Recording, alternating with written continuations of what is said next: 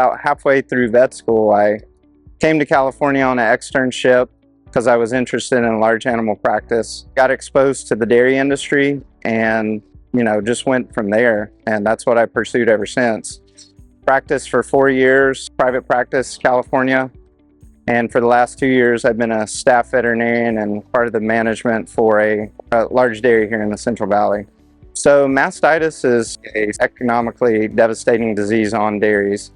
The case of mastitis can range anywhere from about $1,000 to the lowest being $450. For the lifetime impact on the cow, a case of mastitis can have multiple outcomes. A cow can either go to beef immediately on her first case, or she can become a repeat offender.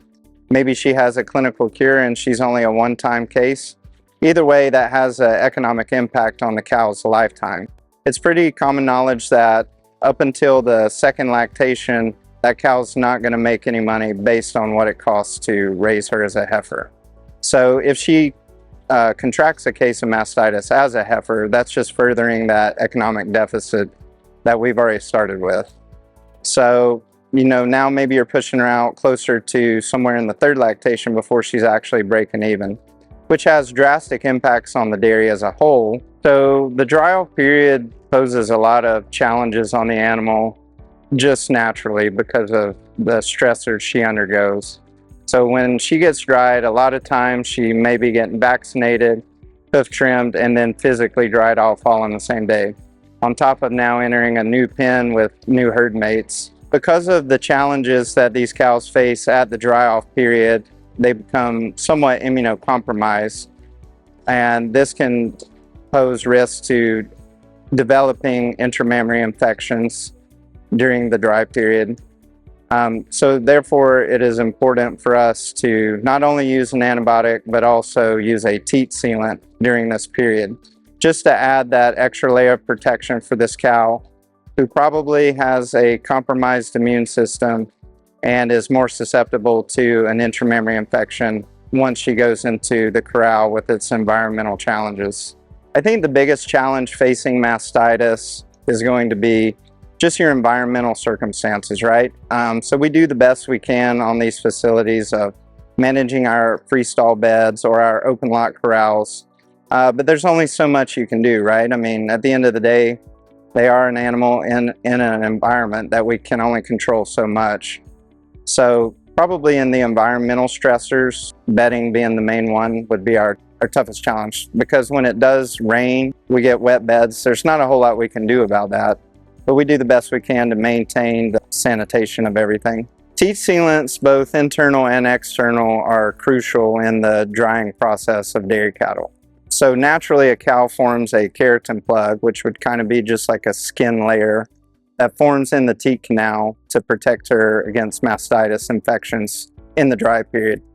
But research has shown us over the years that cows, especially higher producing cows, when dry off, do not form a keratin plug. So however we can aid them in forming that protective layer, whether it be internal or external, is crucial to preventing new cases of mastitis as that cow freshens.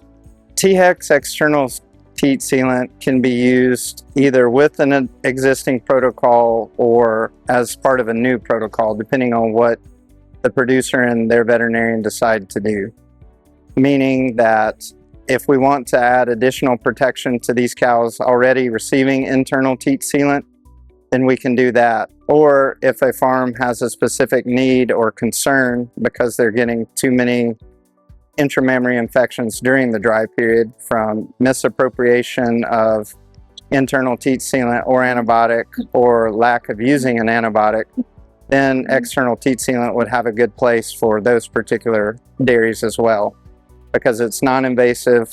You're not going to damage the inside of the teat when applying it, and it can still add that protection needed to prevent mastitis. As a veterinarian, we understand the importance of judicious use of antimicrobial therapy or antibiotic therapy. With that being said, if this gets taken away from our arsenal of tools that we can use for dry cows, we're limited as to what we can do, because it becomes more dangerous at that point to apply an internal teat sealant without the antibiotic present due to the nature of potentially contaminating the inside of the teat. Therefore, it's nice to have a product such as an external teat sealant that will allow us to apply protection to this cow. So depending on your management style, there may be some other opportunities to use T-Hex, that being pre-calving. So animals that are within 5 to 10 days of calving, we know the keratin plug begins to break down naturally, preparing them for the next lactation. Application of T-Hex within 14 days of expected calving date could add another layer of protection to keep these animals safe during their transition period.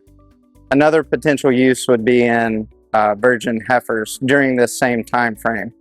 About 2 weeks prior to expected calving date, application can be done, which would further protect the animal as that natural keratin plug begins to break down. So with the application costs of about $1 per cow, the addition of an external teat sealant provides additional protection for that animal as she enters the dry period. That gives producers a peace of mind knowing that they've done everything they can do to protect that cow during her most vulnerable period.